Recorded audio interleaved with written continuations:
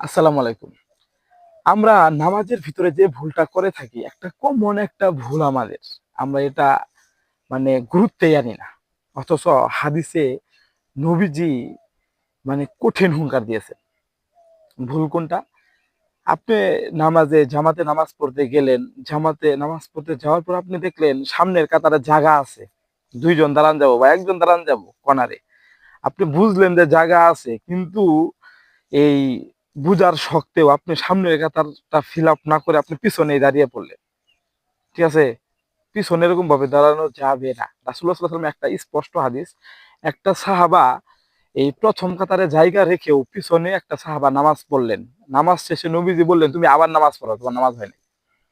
নবীজি তাকে এই কথা বলেন। কিন্তু তিনি কিন্তু জামাতে নামাজ পড়েছিলেন। কিন্তু কেন বললেন? কারণ সামনের কাতারে জায়গা রেখেই তিনি পিছনের কাতারে দাঁড়িয়েছিলেন।